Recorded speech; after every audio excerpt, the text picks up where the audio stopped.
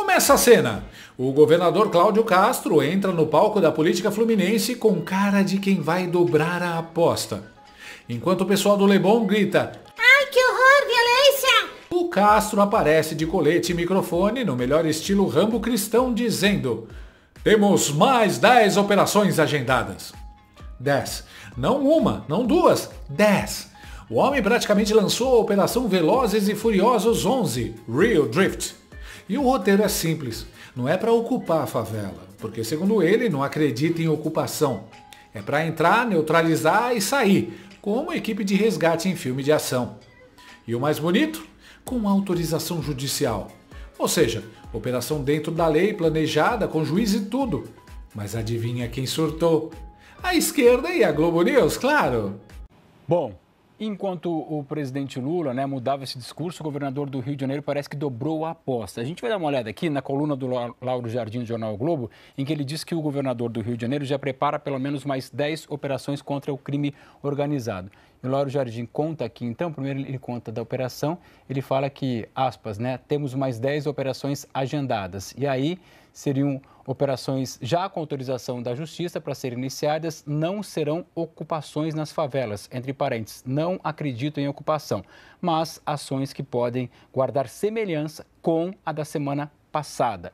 Diz ali o governador, e aí embaixo ele vai dizendo que essas operações devem ser em áreas como Jacarepaguá e também em regiões onde o Rio de Janeiro tem uma grande presença dessas facções criminosas que serão ali justamente para tentar retomar, tirar barricadas, fazer com que esse acesso dos policiais fique cada vez mais perto. Então seria o governador do Rio de Janeiro já informando ali que tem mais pelo menos 10 operações, e fala muito parecido com a que aconteceu na semana passada, programadas e com uma semelhança do que a gente viu na semana passada.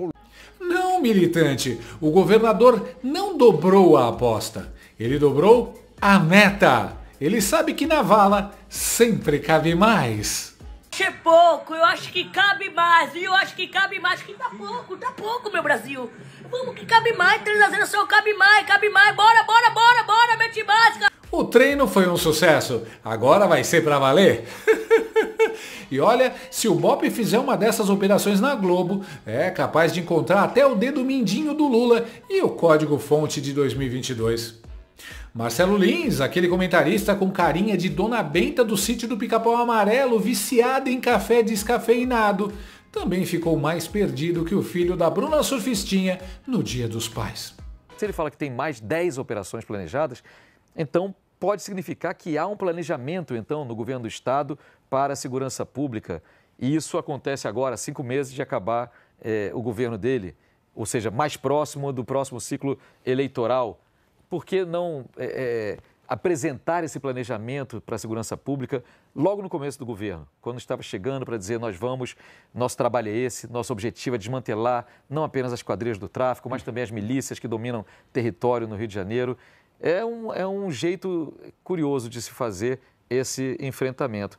Eu acharia importante que, por mais que o presidente Lula, e aí eu concordo com avaliações, possa ter errado no uso de uma ou de outra palavra, eu acho que é necessário uma operação desse porte, que eu sempre gosto de lembrar, foi a mais letal operação policial da história do Brasil. E isso não é uma condenação a priori nem nada. É só para dizer que ela foi a mais letal do que o Carandiru, mais letal do que qualquer outra coisa do Rio de Janeiro.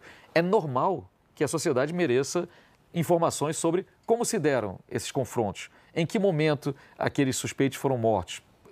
Havia necessidade do uso dessa força toda. Por quê? Só para seguir adiante, para ver, esse é o método que é mais eficiente. Por que não apresentaram esse planejamento logo no começo do governo? Ah, excelente ideia, Marcelo. Vamos avisar o plano para dar tempo das facções prepararem o PowerPoint do contra-ataque. De preferência, mandar uma cópia também para Marcinho VP, para ele opinar sobre a logística. E quem sabe pedir para o PSOL revisar o texto. Afinal, se for para morrer bandido, eles precisam carimbar violência do Estado no documento. Olha, mais 10 operações é bem legal, mas sabe o que pode deixar elas ainda melhores? Se a cada operação o BOPE levar na frente do batalhão um jornalista da Globo News E aquela especialista do cabelo vermelho e óculos maluco, armada com uma pedra. Parabéns, Castro. Tá afetando o Lula, tá afetando o Xandão, tá afetando a Globo. Tá no caminho certo. Enquanto o povo apoia, mais de 70% dos cariocas dizendo que a polícia tem que continuar o trabalho, a turma do lacre chora lágrimas de glitter no Twitter. É bonito ver o desespero da elite militante.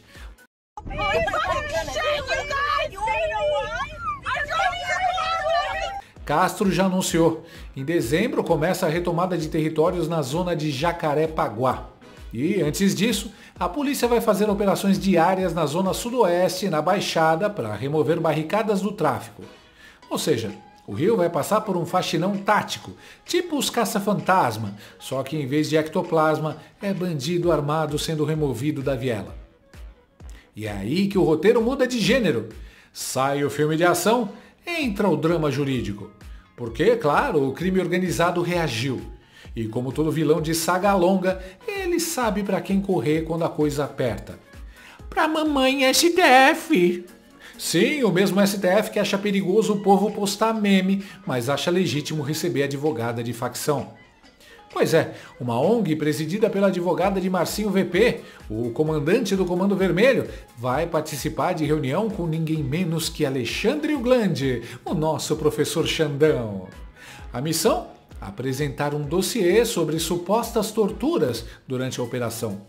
Traduzindo, o crime mata, aterroriza, domina território, mas na hora em que a polícia reage, vira vítima de tortura. Uma ONG da advogada Flávia Frois, que defende o líder do Comando Vermelho, Marcinho VP, participará de uma reunião com o ministro Alexandre de Moraes, do Supremo Tribunal Federal, nesta quarta-feira, dia 5 de novembro. A audiência discutirá a mega operação contra o Comando Vermelho, que deixou ao menos 121 mortos na capital carioca.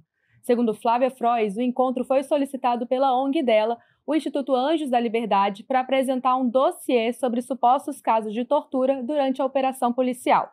A reunião acontece no âmbito da ADPF das Favelas, uma ação que monitora as operações policiais no Rio de Janeiro e que está sob relatoria de Alexandre de Moraes. O pedido original foi apresentado pelo Partido Socialista Brasileiro, o PSB, e reúne diversas organizações da sociedade civil. Moraes assumiu a relatoria da ADPF das Favelas após a aposentadoria do relator anterior, o ministro Luiz Roberto Barroso. De acordo com a advogada, o Instituto vai apresentar um dossiê produzido por peritos voluntários com fotos e relatos que comprovariam o cometimento de tortura durante a operação. O Instituto Anjos da Liberdade também já havia representado contra a operação junto à Corte Interamericana de Direitos Humanos, a CIDH, pedindo medidas cautelares urgentes. No documento, a entidade solicita a proteção da Polícia Federal para familiares das vítimas e o afastamento de agentes envolvidos nas mortes, além da suspensão de operações policiais de grande porte no estado do Rio de Janeiro. O Supremo Tribunal Federal foi procurado pela coluna para comentar o caso, mas ainda não há resposta. Marcinho VP é considerado um dos chefes do Comando Vermelho, ao lado de Fernandinho Beiramar. Ele está preso há quase 30 anos, condenado pelo assassinato e esquartejamento de 2 traficantes rivais. Flávia Frois foi advogada de integrantes da facção, mas afirma não atuar mais em casos de tráfico de drogas há 3 anos. Embora siga como representante em um dos processos de Marcinho VP. Sobre a mega operação no Rio, ela diz ter fotografado cerca de 30 corpos de vítimas com sinais de execução. Segundo a advogada, as imagens foram feitas com autorização das famílias e têm como objetivo evitar o sepultamento sem a perícia adequada. Flávia Frois foi candidata a deputada federal em 2022, mas não se elegeu. Durante a campanha, segundo reportagem do jornal O Globo, ela teria pedido apoio do próprio Marcinho VP. A advogada, inclusive, se tornou alvo de um inquérito da Polícia Federal que investiga o repasse de dinheiros do Comando Vermelho para sua campanha. Uma outra reportagem de 2023 afirma que ela teria usado recursos da facção para pagar uma BMW de R$280 mil. Segundo Flávia Frois, a reunião com Alexandre de Moraes foi um pedido do Instituto Anjos da Liberdade e tem como meta apresentar provas de tortura durante a operação policial. Ela afirma que sua atuação como advogada não impede de participar em ações do Supremo, como as ADPFs. Abre aspas. Existe toda essa polêmica pelo fato de eu ter atuado na defesa de pessoas ligadas ao crime organizado, mas isso não invalida o meu trabalho. O Instituto está habilitado na ADPF desde 2019 e nós fizemos um dossiê com fotos de pessoas executadas, tiros na nuca e facadas. tudo coletado no local por peritos voluntários. Fecha aspas. A audiência com o ministro Alexandre de Moraes está prevista para amanhã desta quarta-feira em Brasília. E detalhe, o tal encontro foi pedido pela própria ONG, o Instituto Anjos da Liberdade. O nome é maravilhoso, né? Anjos da Liberdade. Devia se chamar Diabos do CV, para ser mais honesto, porque o anjo ali está sempre de fuzil e a liberdade é só para os traficantes. O objetivo do dossiê, segundo eles, é apresentar indícios de tortura. Hoje é um dia muito triste para nós. Essa DPF foi criada pelo PSB, aquele partido que acha que segurança pública é política de inclusão, com bandeira colorida e discurso na flip. E agora, dentro dela, vão discutir a operação que matou 121 criminosos, apresentando um dossiê produzido por uma ONG que defende bandido e é liderada por quem? Pela advogada do chefe da facção. É tipo deixar o Coringa organizar a conferência sobre segurança em Gotham City. E, como se não bastasse, o Instituto Anjos da Liberdade também acionou a Corte Internacional de Direitos Humanos, aquela que vive dando sermão em país latino e fingindo que Cuba e Nicarágua são resorts ecológicos. Eles pediram medidas cautelares urgentes para proteger os defensores de direitos humanos e os familiares das vítimas. Traduzindo, os familiares dos criminosos que atiraram contra a polícia. Querem PF protegendo família de bandido, a mesma PF que enterrou 4 agentes mortos. É o Brasil versão Black Mirror. E é aí que a história beira o surrealismo. A advogada Flávia Frois, a mesma que foi candidata a deputada em 2022 pedindo apoio para o Marcinho VP, sim, apoio literal, com áudio e tudo, vai conversar com Xandão sobre violação de direitos humanos. Isso não é ficção, é Narcos, edição Suprema Corte. Ela foi investigada pela PF por supostamente pagar um BMW de R$280 mil com dinheiro do Comando Vermelho. Mas calma, ela diz que não trabalha mais com réus do tráfico há 3 anos. Ah, ótimo, então tá tudo bem. É tipo Hannibal Lecter dizendo que virou vegano. E o melhor é a justificativa dela. Eu atuo em pelo menos 23 ADPFs. Olha só, virou currículo.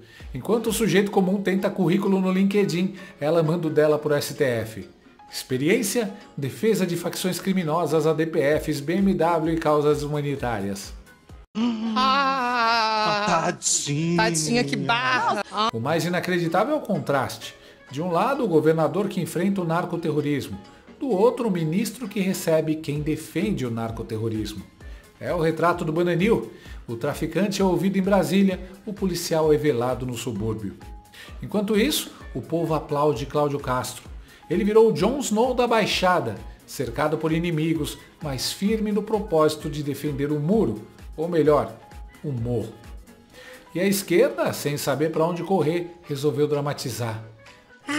O governo federal vai abrir investigação paralela. Claro, investigação para saber por que a operação deu certo. Em Brasília, sucesso policial é tratado como erro de protocolo. A coisa é tão inversa que hoje o país está dividido entre 2 tipos de advogado, o que defende o bandido no tribunal e o que o defende no Supremo. 2 poderes, uma causa, salvar o Comando Vermelho da extinção. E o que fez Alexandre de Moraes? Chama o governador para prestar esclarecimentos. Mas, para a advogada do Marcinho VP, abre a porta e serve café. Tchutchuca com defensora de traficante, Tigrão com quem combate o crime. É o típico comportamento de vilão de quadrinhos que ainda não percebeu que o público já trocou de herói. Se existisse coerência, Chandler Clayson receberia o governador com honras e colocaria a advogada na fila do presídio. Mas não, aqui é o contrário. O criminoso fala, o Estado ouve. O policial morre, o governo investiga. O bandido chora, o ministro acolhe. E no fim, quem é acusado de tortura é o BOP. O mesmo BOP que em 2025 está salvando o Rio do destino de virar um novo Haiti. É por isso que eu repito, o Brasil já é um narco-estado institucionalizado. Não aquele de fuzil e cocaína apenas. É o narco-estado de toga, de microfone, de ONG e BMW. Aqui o tráfico não se infiltra nas instituições. As instituições é que se infiltram no tráfico. E o povo, que vive com medo, começa a acordar. As pesquisas mostram, a maioria apoia as operações, quer mais presença da polícia, quer ordem, mas Brasília prefere o caos controlado. É o velho esquema. Quanto mais medo, mais dependência, mais narrativa para justificar a censura. Antidemocráticos. Então, quando Cláudio Castro diz, vamos dobrar a aposta, o que ele está fazendo é o que ninguém mais tem coragem, enfrentar o narcossistema. Um sistema que vai da favela à toga, da ONG à redação de jornal, do BMW ao gabinete ministerial. E o mais irônico, o STF, que vive dizendo que ninguém está acima da lei, hoje é o condomínio mais caro do crime organizado. Com segurança, blindagem e vista panorâmica para a hipocrisia nacional. No fim, o Brasil virou um episódio de Narcos dirigido por João Kleber e editado por Gilmar Mendes. Cláudio Castro é o policial durão que tenta salvar o país e Alexandre de Moraes é o juiz que manda parar a cena porque falta empatia com os vilões. E a advogada do CV? Ela é a nova estrela da temporada. Flávia Frois, advogada militante, influenciadora e porta-voz do Comando Vermelho no STF Cinematic Universe. O título do filme? Anjos da Liberdade, Missão Brasília. No fim das contas, o encontro do Gus Fring com o cartel ainda parecia mais seguro, porque lá, pelo menos, quem saía vivo era quem tinha coragem. Aqui, quem sai sorrindo é quem tem contato no Supremo e frango para oferecer no jantar.